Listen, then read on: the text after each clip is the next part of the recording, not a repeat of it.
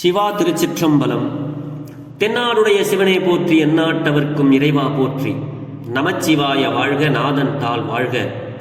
இமைப்பொழுதும் என் நெஞ்சில் நீங்காதான் தாழ் வாழ்க. ஈர்த்து என்னை ஆட்கொண்ட எந்தை பெருமான் நம்பெருமான் சிவபெருமான் திருவடிகளை மனம் மொழி மெய்களாலே வணங்கி, நம் பெருமக்கள் நாயன்மார்களுடைய திருவடி தாமரைகளை இதய கமலத்தில் வைத்து போற்றிக் கொண்டு, எனது அருட்குருநாதர் திருமுறை பன்னிசை மாமணி வே சுந்தரமூர்த்தி தேசிகரையாவுடைய திருவடிகளை நீல நினைந்து,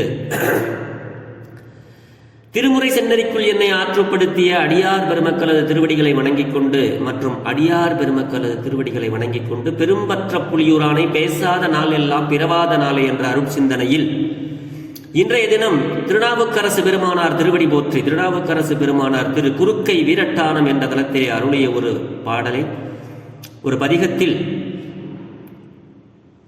8வது பாடலை சிந்திப்பதற்கு சிவபெருமான் இன்று நமக்கு திருவருள் அருளியிருக்கிறார். தெரிந்த அளவில் இந்த பாடலை பாடி, பெரும்பற்ற புலியூரான் தில்லை சிற்றம்பலத்தான் ஆரூரான் தியாகேசன் கச்சி ஏகம்பன் ஆலவாயன், இப்படி பேராயிரம் பரவி இருக்கின்ற சிவபெருமானுடைய புகழை நாம் பேசி மகிழ்வோமாக. திருச்சிற்றம்பலம்.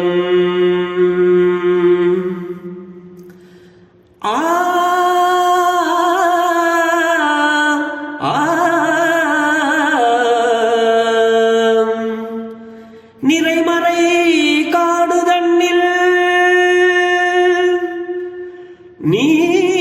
நீண்டெரி தீபம் தன்னை கரை நிறத்து எலிதன் மூக்கு சுண்டிட கணன்று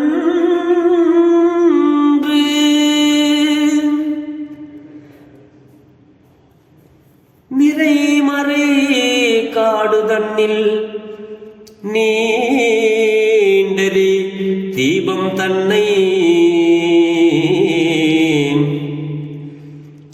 கரை நிறத்து எலி தன் மூக்கு சுண்டிட கனன்று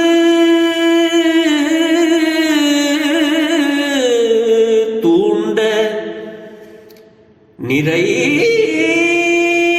கடன் மண்ணு வெண்ணு நீண்டவானுலகமெல்லாம் நீண்டவானுலகமெல்லாம் குறைவர கொடுப்பர் போலும்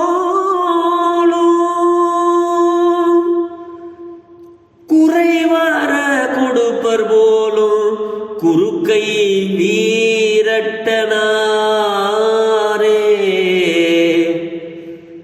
குறைவர கொடுப்பர் போலும் குறுக்கை வீரட்டனாரே குறுக்கை வீரட்டனாரே. ஆ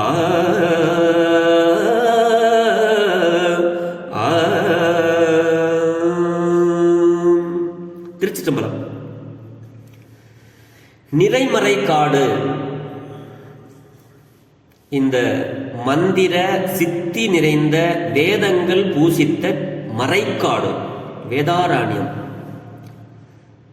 மந்திர சித்தி நிறைந்த வேதங்கள் பூசித்த மறைக்காட்டில், இந்த திருமறை காட்டுல ஒரு எலி என்ன பண்ணுச்சான்,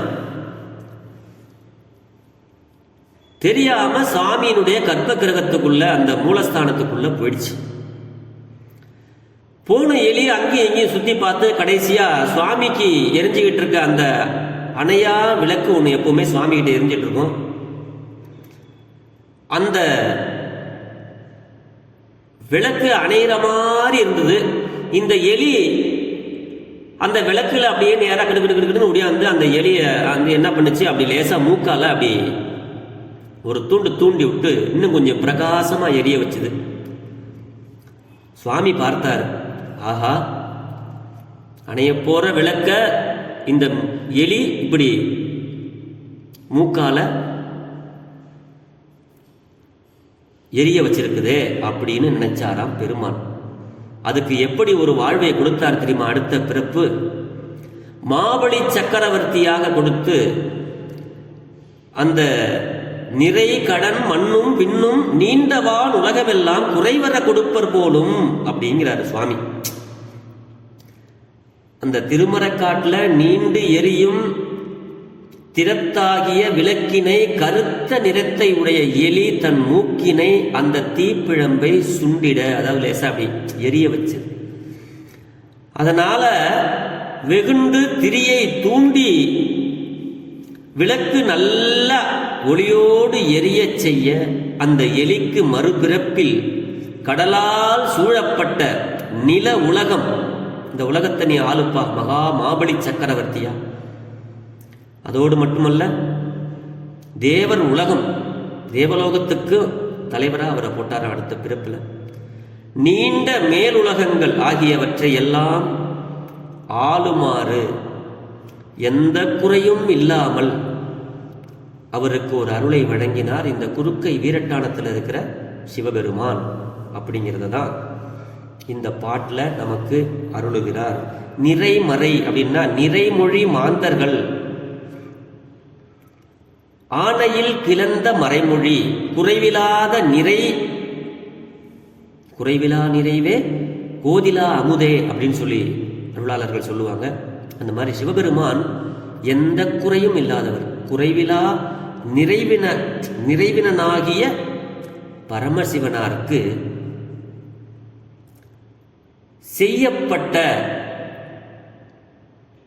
அந்த தொண்டு, மூக்கால் அப்படி லேசா தூண்டிச்சான். அந்த எலிக்கே அப்படி ஒரு வாழ்வை கொடுத்துருக்கிறார்னா பெருமான். நாம் எல்லாம் சிவாலயங்களுக்கு சென்று ஒரு நெய்விளக்கு ஏற்றினோம்னா, ஒரு பூவால மாலை கட்டி போட்டோம்னா, ஒரு பெருக்கணும்னா, தொண்டு செஞ்சோம்னா நமக்கு எவ்வளவு அருளை நமக்கு கொடுப்பார் நம்ம சிந்திக்கணும். அப்படி அந்த எலி செய்யப்பட்டமையானும் இறுதி காலத்தில் பரமசிவனிடத்துல ஒடுங்கி படைப்பு காலத்து முன்போலவே தோற்றுதலானும் உபசாரமாக நித்தம் என்று கூறப்படுவதாலும் எல்லா சமய நூற்பொருள் இயல்புகளை எல்லாம் முற்றும் உணர்வுடைய அந்த முதல்வனார் செய்யப்பட்ட வேதங்கள் யார் செய்யப்பட்டது? எல்லாம் தெரிந்தவன், முற்றும் தெரிந்த சிவபெருமானால் வேதங்கள் எல்லாம் அருளப்பட்டவை. வேதம் கூறும் அந்த பொருள்களினுடைய இயல்பு ஏகதாசமாய் காணப்பட்டு அதனுள் அடங்குதலானும், வேதத்திற்கு அடங்காத பொருள் வேறின்மையானும். அப்படி வேதங்கள் நிறைந்தவர்கள், வேதங்கள் முற்றும் உணர்ந்தவர் அருளப்பட்ட வேதங்கள் நிறைந்தவர்கள் இந்த ஊர் அந்த திருமறைக்காடு. அதுதான் திருமறை என்று அருளினார். நிறைக்காடு எனினும் தாவரங்கள் நிறைந்த ஒரு அழகான காடா. அதனாலதான் திருமறை காட்டிலேயே எலியாயிருந்து திருவிளக்கு நெய் உண்ண புகுந்து, அந்த எலி நெய் உண்ண புகுந்துதான் இல்லை எதுக்கு போச்சோ அது சுவாமி நெய் உண்ண புகுந்த சுட இந்த மூக்கால தூண்டும் போது அந்த சுட்டுச்சான். அப்படி இருந்து மூக்கால் தூண்டிய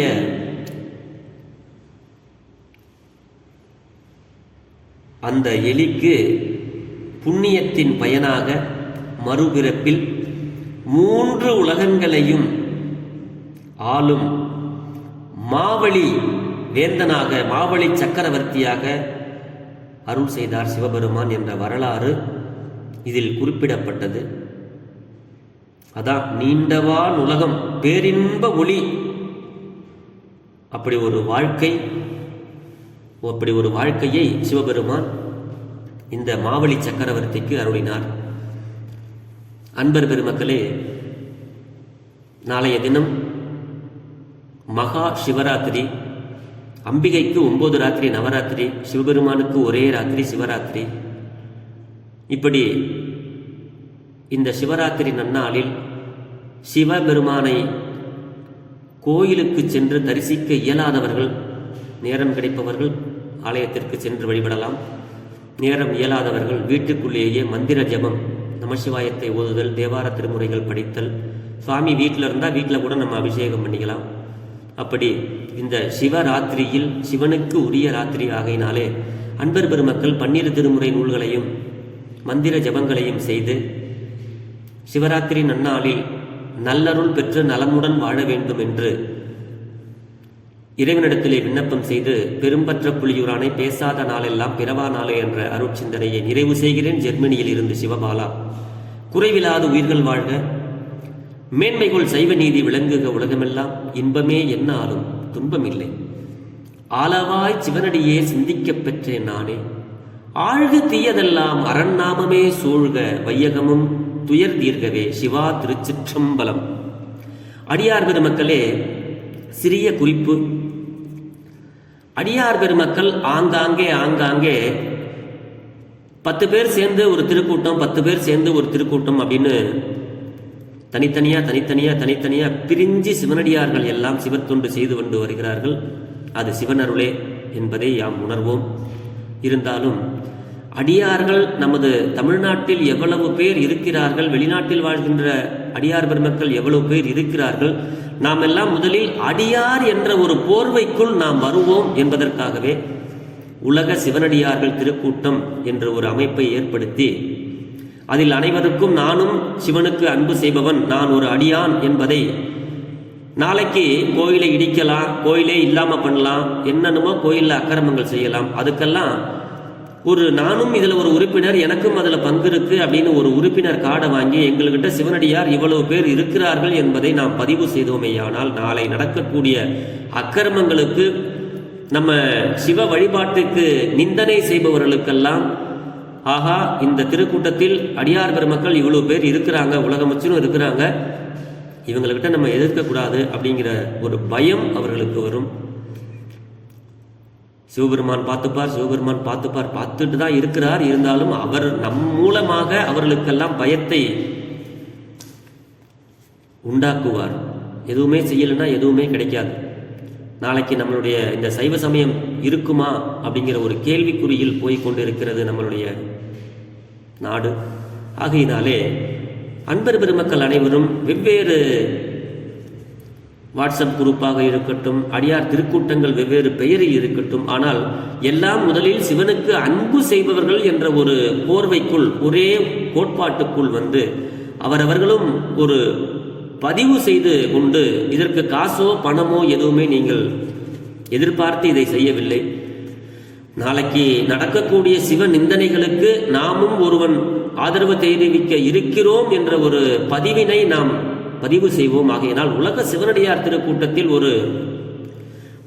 நானும் ஒரு சிவனடியார் என்ற ஒரு பதிவினை பதிந்து ஒரு ஐடென்டிட்டி கார்டு வாங்கி வச்சிருந்தோம்னா அது நல்லது என்று என்னுடைய கருத்தை அடியார் பெருமக்களோடு பகிர்ந்து கொண்டு, பெரும்பற்ற புலியூரானை பேசாத நாளெல்லாம் பிறவா நாளே என்ற அருட்சிந்தனையை நிறைவு செய்கிறேன். ஜெர்மனியிலிருந்து சிவபாலா. திருச்சிற்றம்பலம்.